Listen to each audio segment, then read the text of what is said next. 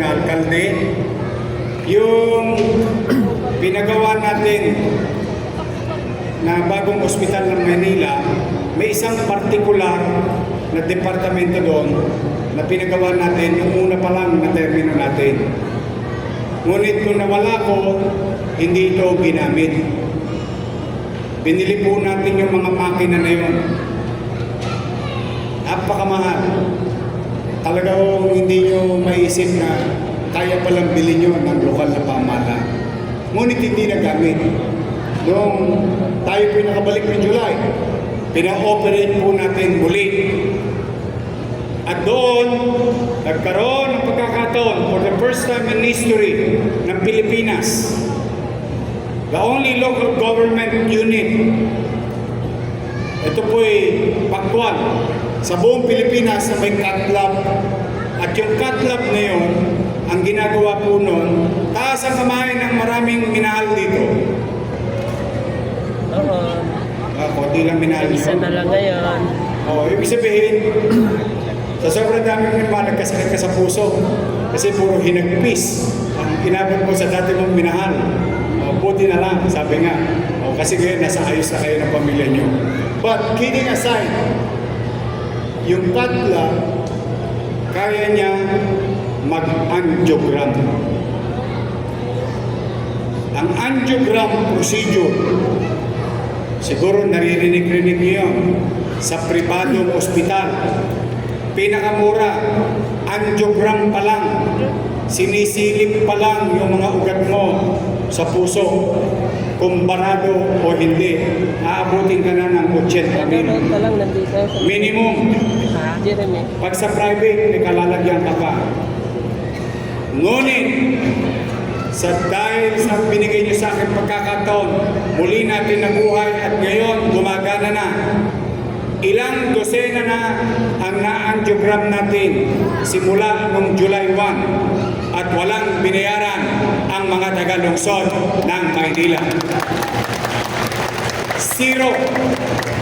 Zero billing. Pagkatapos ng angiogram, ito yung pinakamalupit. Kasi hindi ko alam kung sino sa inyo mga kailangan. Hindi natin masasabi. Barado puso mo, ugat. Kailangan kang i-angioplasty. Magkano angioplasty sa heart center? 900,000, 700,000. Sa private, 2 milyon, 1.5. Mga nanay ko, mga tatay ko, na nandito ngayon, nais kong ipabatid sa inyo, noong nakaraang linggo, sa kasagsagan ng krisis, ang inyong ospital ng Maynila at ang siyudad ng Maynila ay successfully conducted the first 2 patient of angioplasty. And they are successful. Yung angioplasty po ay may inilalagay na barbula o goma o bakal sa mga ugat na barado sa puso ng tao o sa ugat papunta sa puso. At ang isang operasyon ito umabot ng 900,000 ang bawat isang pasyente. At malugod ko pong ipaalam sa inyo, walang binayaran yung 2 pasyente na yon sa ospital ng Maynila. Maaaring hindi nyo kailanganin, good for you. You're healthy. Pero if umabot sa sitwasyon ng inyong nanay, inyong tatay, mga lolo't lola natin, o kayo man, at least meron kayong option. 3 na ang option nyo. Dati 2 lang. Private hospital, at maganda kayo ng milyon-milyon, or heart center. Maganda rin kayo ng 100,000. Ngunit, ngayon meron na isang option. Ang ospital ng Maynila, walang tosgas para sa inyo. Kahit tayo'y gipit, nagsubi ako noong July pa lang, worth 25 million pesos walang gagawin yon, kundi bumili lang ng goma.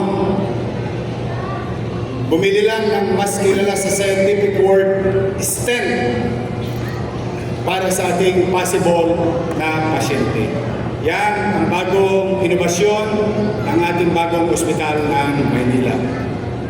Tapos, sa 16, yung tulong sa atin ng Malacanang ay i-implement na sa lungsod ng Maynila para sa ating mga manggagawa. So tuloy-tuloy lamang po tayo. Nasabi na ni Amado kanina sa maliit nating kaparanan kung paano maibsan or to cushion the socio-economic impact nitong krisis nito sa buhay ng pamilyang Manileño. Hindi po tayo titigil. Maghahanap at maghahanap tayo ng paraan. Makakaraos din tayo. Malalagpasan natin to. Nakalagpas nga tayo ng pandemya. Totoo ba ng pandemya? Walang nagutom sa Maynila? Yes! Mas matindi yun. Kasi wala ka ng chicha, delikado pa ang kalusugan mo. Dito, wala ka lang machicha, pero panatag ka, walang threat sa kalusugan ng tao. Kaya, mas magaan ito. Mahirap, pero mas magaan ito. Mas madaling iraos, mas madaling itawid. Kaya po, pumanatag kayo.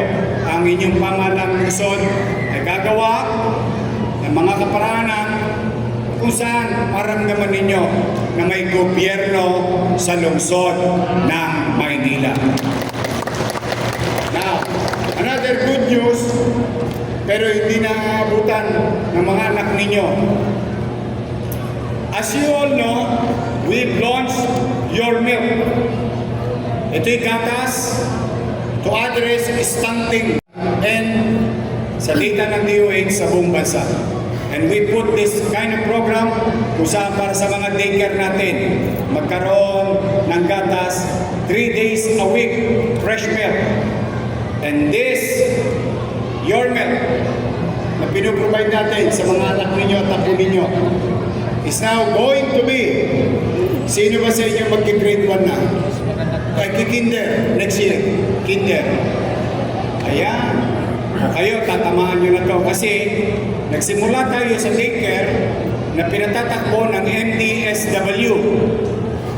21,000 in 90 days uminom ng gatas. Now, by June, lalawig na yung programang Your Milk. Hindi na to sa daycare, papasok na tayo sa main school. Kinder and grade 1. May gatas ang mga bata sa lungsod ng Maynila. From 21,000 to 62,000 students of the city of Manila will be served by ng Your Milk to address stunting or nutrition ng ating mga bata sa lungsod ng Maynila. So malamang ay makikinabang dyan yung anak nyo sa darating na pasukan. Pero another good news para sa Kabaka Daycare Center. Next school year, kasama na kayo sa Your Milk, ang Kabaka Daycare Center. So kung meron pa kayo isang anak, or susunod, doon man lang, makatipid kayo ng gastusin para sa nutrisyon ng inyong anak. May gatas sa bata, may gatas sa matanda. Malapit na ulit yung insure. Naghahanap na akong pera. Sino ba dito yung mga lolo't lola ko? Tasa kami, mga senior citizen. Tasa kami, I love you. Yan, mga pasensya na kayo, mga nanay. Tatanda din kayo. Darating din kayo dyan.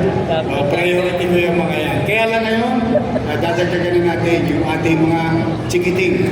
At gusto ko, malusog. Matibay ang buto, masigla yung inyong mga anak at mga apo. So sa inyong lahat, mga nanay, palakpakan nyo naman ang sarili ninyo. Mga tatay, taas ang kamay. Mga bata, taas ang kamay.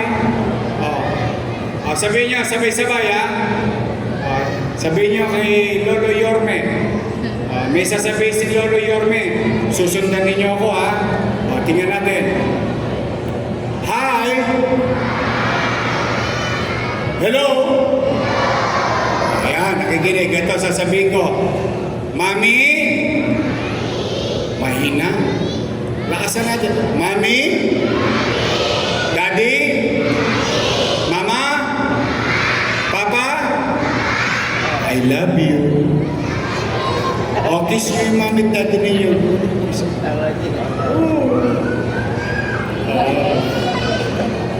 O yan. Kasi kahit na mahirap ang buhay mga bata, someday maintindihan niyo yung sinasabi ko. Kahit na mahirap ang buhay, iniraramos kayo ng inyong mga magulang sa inyong pag-aaral. Kaya dapat, mga bata, mag-aaral ba kayo na mabuti?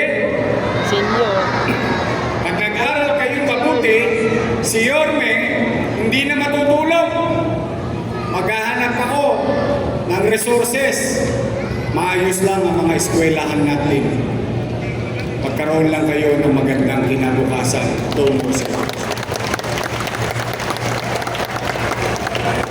pipilitin ko maging bahagi ng pangarap ng inyong nanay, ng inyong tatay na mairaos ang inyong pag-aaral.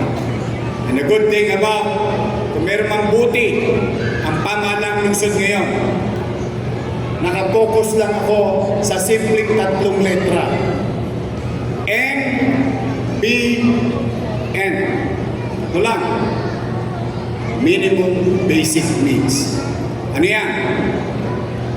Housing, education, healthcare, and jobs. Doon lang. Doon tayo mamumuhunan. Doon man lang, hindi ko man kayo mapayaman dahil hindi ako lotto outlet. Pero,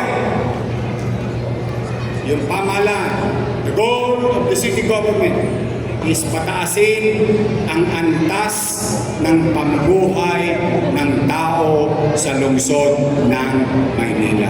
Yan ang commitment ko sa inyo, mga nanay, mga tatay, mga lolo at lola. I will do my best in our own little way as city government to continue to invest sa ating mga batang Maynila. So that whatever frustrations that we have o frustrations that we have na naranasan natin sa pamahalaan, huwag na nilang danasin pagdating ng araw. Sila man makakita ng maayos na gobyerno kumakalinga sa kanila pagdating ng takdang oras na nasa hustong kulang na sila. So muli, to the proud parents, family, congratulations to each and every one of you. Isa na lang ang request ko, malakas na palakpak. Yung mga volunteer natin sa Kabaka, palakpakan natin sila. Kayo naman kayo. O sabay-sabay. Thank you. Isa pang malutong na, thank you. Thank you for your service, your initiative, and dedication to help the city government to do such noble activities and programs for our community. Thank you. So mag-iingat kayo, mga lalang-lala ko. Tinanggoy maraming tubig ha. Sa Maynila, pahabaan na ng buhay ng mga matatanda. May cake, may allowance, may gatas. O tapos, yung ating health center, pinalalakas ko yung mga basic maintenance para lang gano'n maging malusog kayo. Mag-iingat kayo sa mga batang Maynila, sa inyong lahat, ngayong hapon nito, huwag kayong mawawala ng pag-asa. May awa ang Diyos. May awa ang Diyos. Makakaraos tayo. Makakatawid tayo. At pagpalain nawa kayo ng buong may kapal. Manila! God first! God first. Thank you. Maraming salamat